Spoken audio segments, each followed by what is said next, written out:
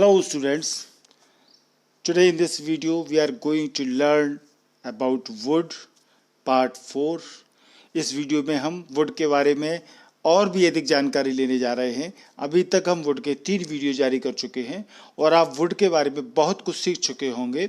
Would सबसे ज़्यादा उपयोग में आने वाला स्पोकन इंग्लिश का वर्ब है, मॉडल ऑक्सिलरी वर्ब्स है और सबसे ज़्यादा इसको आप इंग्लिश जब भी सीखेंगे तो वुड के स्ट्रक्चर भी बहुत आते हैं सभी क्लासेस में, तो ये बहुत ही यूजफुल है, इसलिए इसको हम डिटेल में ले रहे हैं। तो ये वुड का पार्ट 4 है, इसमें हम कुछ नई चीज़ें सीखेंगे। आइए देखते हैं। तो इसमें जो पहला रूल हम बता रहे हैं, वुड का प्रयोग प्रेजेंट और पास्ट के अनरियल कंडीशन या कोरी कल्पना, अनरियल कंडीशन केवल हम कल्पना कर लें, कोरी कल्पना, रियलिटी में कुछ भी नहीं हो, तो उसको एक्सप्रेस करने वाली सेंटेंसेस के प्रिंसिपल क्लॉज में आता है। जब ऐसे सेंटेंस हो जिनमें कि प्रेजेंट या पास्ट में कोई अनरियल कंडीशन हो, कोरी कल्पना की गई हो, मानो तो काश में पक्षी होता, काश में राजा होता, काश में प्रधानमंत्री होता, ये सब जो सेंटेंस आते हैं ये सब अनरियल कंडीशन में आते हैं। कोरी कल्पना हम सोचे कर लें तो इस तरह के जब भाव आते हैं तो उसको एक्सप्रेस करने वाले सेंटेंसेस के प्रिंसिपल क्लॉज में उपयोग होता है। सेंटेंस आपके स्क्रीन पर दिख रहे हैं। If I were a bird I would fly in the sky. यदि मैं पक्षी होता, ठीक है, काश में पक्षी होता, यदि मैं पक्षी होता तो मैं आकाश में उड़ रहा होता। अब आप जानते हैं कि ये रियलिटी तो हो नहीं सकती, हम पक्षी बन नहीं सकते, पर ये एक इमेजिनरी है, एक अनरियल कंडीशन है, काल्पनिक चीज़ है। तो ऐसे सेंटेंसेस में तो हम इसके प्रिंसिपल क्लॉज में आप देखें किस प्रकार से हमने इस भाव को व्यक्त किया है वुड का प्रयोग करके। If I had 1 crore rupees, यदि मेरे पास 1 करोड़ रुपया होता, I would donate 50 lakh to the trust, तो मैं उसमें से 50 लाख ट्रस्ट को दान कर देता। यदि मेरे पास 1 करोड़ रुपया होता तो, ठीक है ना, ये भी अनरियल कंडीशन है। इफ आई हैड विंग्स, यदि मेरे पंख होते, I would fly to Japan, ये गलत है यहाँ पर, I would fly to Japan, तो मैं जापान को उड़ गया होता। If I were the king, यदि मैं राजा होता, I would make you any chief adviser, तो मैं तुम्हें कोई भी अपना मुख्य सलाहकार बना देता, यदि मैं राजा होता। यानी इन सेंटेंसेस जो आप देख रहे हैं कि सारी अनरियल कंडीशन है और हम उसमें इफ वाला है और दूसरा बिना इफ वाला जो है उसमें हम वुड का प्रयोग किस प्रकार कर रहे हैं। If a tiger came into the room what would you do, यदि कमरे में टाइगर आ जाए तो तुम क्या करते, आ जाता तो तुम क्या करते। If I were the prime minister of India I would solve the unemployment problem of India, यदि मैं भारत का प्रधानमंत्री होता तो मैं भारत की बेरोजगारी की समस्या को हल कर देता। ठीक है, तो ये अनरियल कंडीशन है। I would go there if I were allowed, ठीक है, मैं गया होता यदि मुझे अनुमति होती। If you were to start early morning tomorrow morning, यदि तुमने जल्दी सुबह कल शुरुआत कर दी होती, you would reach there before sunrise, यदि कर दोगे शुरुआत तुम तो तुम सुबह से पहले पहुंच जाओगे। इफ ही वर हेयर, यदि वो यहाँ होता, he would come at once, तो वो तुरंत आया होता। तो आप ये सारी इनमें देखें, हमने इसमें वाज का प्रयोग नहीं किया है, एक तो इफ के साथ वर का प्रयोग किया है, ठीक है ना। तो इफ के साथ वर आया है और यहाँ पर आप ये वर जो है जब अनरियल कंडीशन की बात करते हैं तो वर का यूज होता है, वाज का यूज नहीं होता, ठीक है ना। तो किस प्रकार से वुड जो है ये अनरियल कंडीशन को व्यक्त करता है ये आपने देखा। यहाँ नोट करने वाली बात यह है कि कंडीशनल सेंटेंसेस में पास्ट परफेक्ट के सेंटेंस में वुड का प्रयोग किसी कार्य के पास्ट में न होने को व्यक्त करता है, ठीक है ना। पास्ट परफेक्ट के सेंटेंस में वुड का प्रयोग यदि करते हैं तो वो किसी कार्य के पास्ट में न होने को व्यक्त करता है, यानी पास्ट में वो कार्य नहीं हुआ। जैसे ही देखें, यदि वह मेरे पास आता तो मैं उसे नौकरी दे देता। ठीक है, तो वो आया भी नहीं, तो ये पास्ट परफेक्ट से है। If he had come to me, ये यहाँ पर 2 बार हो गया है। If he had come to me, यदि वो मेरे पास आता, I would have given him a job, तो मैं उसको नौकरी दे देता। बट क्या हुआ, ही डिडंट कम, वो आया नहीं। यदि वह मुझे कहती तो मैं उसकी सहायता करता। If she had asked me I would have helped her, but she didn't ask me, परंतु उसने मुझसे कहा नहीं, कहती तो मैं उसकी सहायता करता। ऐसे वाक्यों के 2 भाग होते हैं, 2 पार्ट होते हैं। एक भाग में आपने देखा इन सेंटेंसेज में यदि अगर इन शब्दों से शुरुआत हुई है, यानी जो सेंटेंस यदि या फिर अगर से शुरू होते हैं तो उसका एक भाग तो वो रहेगा जिसमें कि यदि अगर होगा। तो इससे ये पता लगता है कि भूतकाल में यानी पास्ट में शर्त जो है वो कंडीशन वो पूरी नहीं हुई। ठीक है, यानी यदि अगर से ये वाक्य शुरू हुआ तो इससे ये पता लगता है कि पास्ट में शर्त जो है कंडीशन वो पूरी नहीं हुई, इसलिए दूसरे भाग से यह बोध होता है कि कार्य पूरा नहीं हुआ। शर्त पूरी नहीं हुई, कंडीशनल सेंटेंस है, कंडीशन ये थी कि यदि मैं ऐसा होता, यदि वैसा होता, ठीक है ना, अगर ऐसा होता, तो ये कंडीशन है, इफ वाला कंडीशन बताता है। तो वो कंडीशन नहीं हुई, वो नहीं हुई तो दूसरे भाग में जो सेंटेंस है जो काम करना था वो पूरा नहीं हुआ। इस प्रकार के वाक्यों से यह भाव व्यक्त होता है कि भूतकाल में कार्य होने की संभावना बनकर ही रह गई। संभावना के लिए हम माइट का उपयोग करते हैं, शायद संभावना, तो माइट हैव बीन, तो संभावना जो थी भूतकाल की वो संभावना ही बनकर रह गई, काम पूरा नहीं हुआ। यहाँ हम इस स्ट्रक्चर के द्वारा और क्लियर कर रहे हैं कि यदि हिंदी में इस तरह का वाक्य जैसे यदि अगर से शुरू हुआ है, यदि अगर इनमें से कोई एक हो सकता है, फिर उसके बाद में कोई आश्रित उपवाक्य जिसको कि सबऑर्डिनेट क्लॉज कहते हैं। ठीक है, यानी कि यदि शुरुआत इफ से है, यदि अगर से है, और फिर उसके बाद सबऑर्डिनेट क्लॉज है जो कि पास्ट परफेक्ट में है। ठीक है, पास्ट परफेक्ट में हेड वर्ब होती है, और फिर उसके बाद तो फिर आएगा प्रधान उपवाक्य यानी प्रिंसिपल क्लॉज। ठीक है, तो सबऑर्डिनेट क्लॉज रहेगा इफ वाले में, पास्ट परफेक्ट उसका टेंस रहेगा, फिर जो प्रिंसिपल क्लॉज आएगा वो भी पास्ट परफेक्ट में होगा। ये अब हम देखते हैं किस प्रकार से इस स्ट्रक्चर को। यदि उसने कठिन परिश्रम किया होता तो सफल हुआ होता। ठीक है ना, तो न तो उसने कठिन परिश्रम किया और न वो सफल हुआ, ये इस बात को ये बताता है।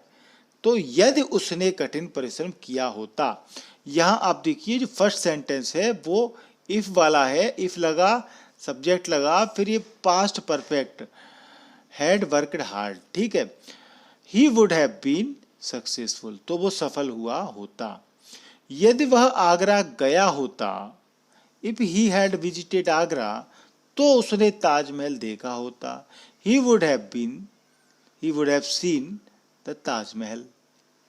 अगर वह दिल्ली गई होती तो लाल किला देखी होती। If she had gone to Delhi she would have seen the Red fort.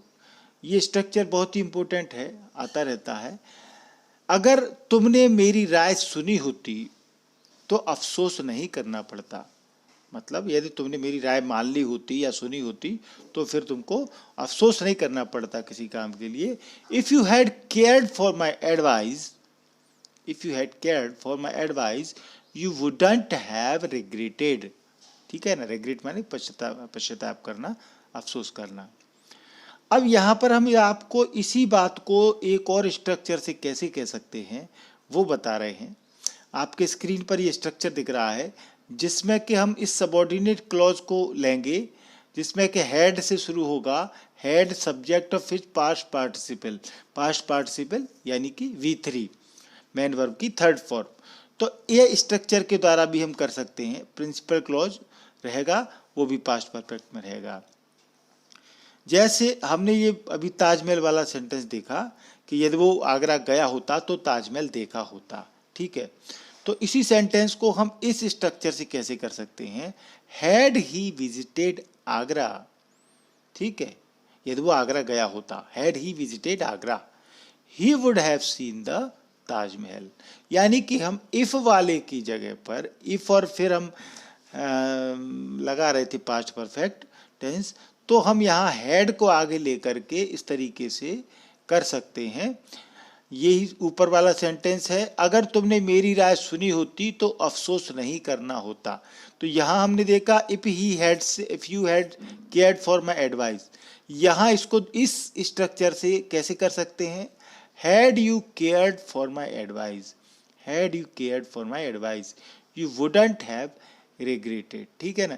तो आगे वाला जो स्ट्रक्चर है, सबऑर्डिनेट क्लॉज वाला जो पार्ट है, फर्स्ट पार्ट, उसको हम दो तरीके से कर सकते हैं।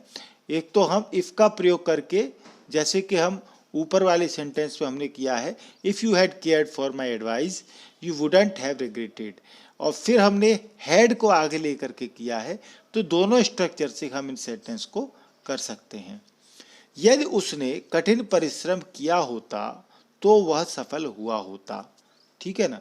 तो अब ये सेंटेंस इफ से भी कर सकते हैं, पर हैड से कैसे किया है वो हम बता रहे हैं। Had he worked hard he would have been successful, ठीक है। यदि वर्षा शुरू हुई होती तो अच्छी सफल फसल हुई होती। हैड देयर बीन रेन, होना बी की फॉर्मली है been, there would have been good crops. तो इस तरीके से आप ये सेंटेंस कर सकते हैं।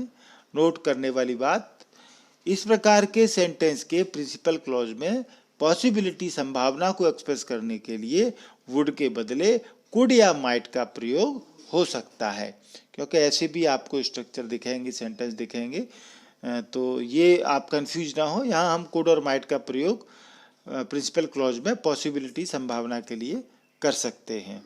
जैसे if I had money I could bye A car, यदि मेरे पास पैसा होता तो मैं कार खरीद सकता। If you had come here you might have done well, यदि तुम वहाँ आए होते तो तुम अच्छा करे होते। तो इस प्रकार से हम यहाँ पर कुड और माइट का प्रयोग भी ये कर सकते हैं वर्ड की जगह पर। अब एक और स्ट्रक्चर आपको बता रहे हैं, ऐसे सेंटेंस आते हैं और हम इनका उपयोग करते हैं। मान लो या लीजिए, मान लो या मान लीजिए, ठीक है, ऐसे से शुरुआत होती है। जैसे कि आपको वाक्य दिख रहे हैं स्क्रीन पर, मान लीजिए कि आपको लॉटरी मिले तो आप क्या करेंगे। अब ये सभी काल्पनिक बातों की कर रहे हैं हम बात, ठीक है ना, क्योंकि जो चीज है ही नहीं संभव, ठीक है, तो उनकी बात हम कर रहे हैं इस वीडियो में, हम इस वुड के लिए। तो अब यदि स्ट्रक्चर इस तरह का हो कि मान लीजिए या मान लो, फिर क्या आएगा, फिर एक क्लॉज रहेगा, फिर तो, और फिर एक क्लॉज रहेगा, ठीक है। तो सपोज, मान लो या लीजिए के लिए हम सपोज कर सकते हैं या सपोजिंग कर सकते हैं। तो फिर क्लोज आएगा, कोमा आएगा, फिर क्लोज आएगा। क्लॉज, ये क्लॉज नहीं है, क्लॉज की स्पेलिंग थोड़ा देख लें आप, नीचे लिखी है क्लॉज। तो मान लीजिए कि आपको लॉटरी मिले तो आप क्या करेंगे। Supposing you von a lottery what would you do, ठीक है। यहाँ के लिए की का ट्रांसलेशन हम नहीं करते हैं। तो मान लीजिए कि आपको लॉटरी मिले तो आप क्या करेंगे। Supposing you von a lottery what would you do. मान लीजिए कि आदमी अमर हो जाए तो भोजन सामग्री की समस्या का क्या होगा, ठीक है। Suppose man became immortal what would happen to food problem, ठीक है। तो इस प्रकार से हम सपोज और सपोजिंग का प्रयोग करके, और फिर बाद के क्लॉज में हम वुड का प्रयोग करके ऐसे सेंटेंसेस को कर सकते हैं। अब यहाँ थोड़ा सा हम आपको बारीकी से बता रहे हैं। जब ऐसी कल्पना, इमेजिनेशन या सपोजिशन, एजम्पशन का बोध हो जिसकी पूर्ति असंभव हो, इम्पॉसिबल हो, मतलब it is that kind of position where the supposition is but impossibility is also here, तो क्लॉज में पास्ट टेंस का प्रयोग होता है। इसमें हम देखें सपोज या सपोजिंग का प्रयोग करेंगे, क्लॉज पास्ट में रहेगा, फिर क्लॉज पास्ट में रहेगा, तो दो क्लॉज जो रहेंगे वो पास्ट में रहेंगे। मान लो कि मरे हुए जी जाएं तो क्या होगा। देखें आप, मान लो कि मरे हुए जी जाएं तो क्या होगा। अब ये असंभव है, इसकी पूर्ति करना ही असंभव है, ये काम हो ही नहीं सकता, ठीक है, कि मरे हुए लोग जिंदा हो जाएं। तो ऐसे सेंटेंस को हम करेंगे suppose the dead came back to life, what would happen, तो क्या होगा, ठीक है, that man back to life, what would happen. तो इस तरह के सेंटेंसेस को हम आप करना सीखें। अब यहाँ ये देखें कि जब ऐसी कल्पना का बोध हो जिसकी पूर्ति कुछ हद तक संभव हो, यानी यहाँ पर इम्पॉसिबिलिटी नहीं है, थोड़ी सी संभावना है, तो पहले भाग में हम प्रेजेंट टेंस, दूसरे भाग में फ्यूचर टेंस का प्रयोग कर सकते हैं, प्रयोग होता है। समझ गए ना आप? जब बिल्कुल इम्पॉसिबिलिटी हो तो पास्ट का उपयोग करेंगे, और जब थोड़ी सी कुछ हद तक संभव हो तो पहले वाले पार्ट में हम प्रेजेंट टेंस और बाद में फ्यूचर टेंस का उपयोग करेंगे। जैसे ये स्ट्रक्चर इसका रहेगा, सपोज या सपोजिंग रहेगा, और फिर पहली क्लॉज में प्रेजेंट टेंस और बाद की क्लॉज में फ्यूचर। मान लो कि आज रात वर्षा हो तो क्या करोगे। सपोजिंग इट रेन्स टुनाइट, ठीक है, प्रेजेंट टेंस हो गया। व्हाट विल यू डू, तो इस प्रकार से हम कर सकते हैं। ऐसे वाक्यों में के का अनुवाद नहीं होता, अर्थात दैट जो है वो छिपा रहता है, ये बात आपको समझनी है। अब यहाँ इस स्ट्रक्चर को हम ले रहे हैं, देखें, if plus subject plus had V3 subject plus would have been V4 का प्रयोग होगा मुख्य क्रिया में ing। ऐसे भी आते हैं सेंटेंसेस। ये सभी प्रकार की जो सेंटेंसेस हैं इनका ट्रांसलेशन में, वो ग्रामर में, और आप जब स्पोकन इंग्लिश में प्रयोग करेंगे तो ऐसे सेंटेंस का उपयोग आप कर सकते हैं। जैसे कि एक वाक्य ये आप देख रहे हैं, यदि मेरी पत्नी मुझे नहीं जगाती तो मैं सो रहा होता, यानी रहा होता। अब रहा आ जाता है इसलिए V4 आ जाती है, ing वर्ब आ जाती है। If my wife had not awakened me, ठीक है, ये हम स्ट्रक्चर देखें आप, हैड प्लस V3, यानी पहले इफ वाले वाक्य में हैड लगेगा और फिर V3 लगेगी, तो दूसरे में हमको वुड हैव बीन और V4 करना है। I would have been sleeping, तो मैं सो रहा होता। यदि मेरी पत्नी मुझे नहीं जगाती तो मैं सो रहा होता। If my wife had not awakened me I would have been sleeping. यदि मनोज अपने खेल पर ध्यान देता तो वह टीम में खेल रहा होता, ठीक है। If Manoj had concentrate on the game he would have been playing in team. तो इस तरीके से हम ये स्ट्रक्चर का उपयोग करके भी V4 का उपयोग करेंगे। ये स्ट्रक्चर आप देख लें, if subject plus had plus V3, फिर सब्जेक्ट वुड हैव बीन और V4, ये इसका उपयोग करेंगे। अब आपको हम होमवर्क दे रहे हैं, ये जो स्ट्रक्चर आपको बताए हैं ये बहुत ही इम्पोर्टेंट हैं। ऐसे स्ट्रक्चर आप कॉलेज भी आगे भी कंपटीशन में पढ़ेंगे तो ये स्ट्रक्चर आपको देखने को मिलेंगे, इसलिए हमने इसको अभी से आपको बता दिया है।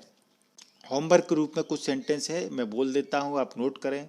यदि उसने किताब पढ़ी होती तो उर्दू सीखी होती। मैंने बताया आपको इस वीडियो में हमने वही चीज़ें ली हैं जो कि अनरियल थी, मतलब काल्पनिक थी, जिनकी कंडीशन रियल नहीं है, वास्तविक नहीं थी। तो ऐसे सेंटेंसेस को आपको सिखाने के लिए हमने इस वुड के प्रयोग को इस वीडियो में लिया था। दूसरा लिखें, यदि तुमने धन बचाया होता तो धनी हुए होते, अमीर हुए होते, यदि धन बचाया होता। यदि उसने खुशामद की होती तो पदोन्नति पाई होती। ठीक है ना, खुशामद करना, फ्लैटरिंग करना, ये हम बता चुके हैं पिछले वीडियो में, पदोन्नति, प्रमोशन। यदि उसने हत्या की होती तो फांसी पर लटकाया गया होता। ठीक है, यदि रामू ने चोरी की होती तो गिरफ्तार हुआ होता। अगर उसने परीक्षा दी होती तो पास किया होता। अगर उसने परीक्षा दी होती तो पास किया होता। यदि उसने शादी की होती तो मां बनी होती। अगर उसने गलती नहीं की होती तो सजा नहीं मिली होती। मान लीजिए कि वर्षा हो तो आप क्या करेंगे? ठीक है ना, तो पहले हेड वुड हैव वाले करने हैं, फिर मान लीजिए वाले यानी सपोजिंग और सपोज वाले एग्जाम्पल आपको होमवर्क के रूप में करने हैं। मान लो कि तुम मुख्यमंत्री हो जाओ तो तुम क्या करोगे? मान लो कि पिताजी मुझे तेरे साथ देखें तो वह क्या सोचेंगे? मान लो कि मैं आपकी शर्तें मान लूं तो आप क्या कहेंगे? मान लीजिए कि आसमान गिर पड़े तो क्या होगा? मान लो कि तुम पास करो तो तुम क्या करोगे? मान लो कि तुम चुनाव जीतो तो तुम क्या करोगे? मान लीजिए कि चूहा बिल्ली हो जाए तो क्या होगा? यदि राजीव गांधी ना मरते तो वह प्रधानमंत्री के पद पर काम कर रहे होते। यानी ये सेंटेंस सभी आपको दिख रहे हैं अनरियलिस्टिक कंडीशन वाले हैं। यदि वह 6 माह तक अंग्रेजी सीखता तो वह अब धारा प्रवाह यानी कि फ्लुएंट इंग्लिश जिसको बोलते हैं, फ्लुएंटली धारा प्रवाह अंग्रेजी बोल रहा होता, 6 माह से सीख रहा होता। तो यदि वह मेहनत करता तो वह आज सफलता प्राप्त कर रहा होता। यदि लाइट नहीं जाती तो मैं फुटबॉल मैच देख रहा होता।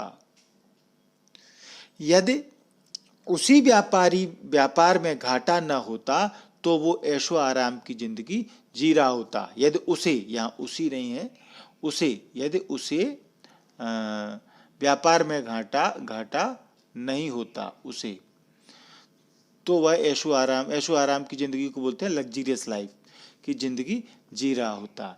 तो इस तरह के सेंटेंस आप खुद बनाएं। मैंने तो आपको काफ़ी सारे बना दिए हैं, एग्जाम्पल्स भी बता दिए हैं। ये आप करें प्रैक्टिस और खुद के 25-50 सेंटेंस बनाएं। डेली आप एक स्ट्रक्चर सीखने की कोशिश करें।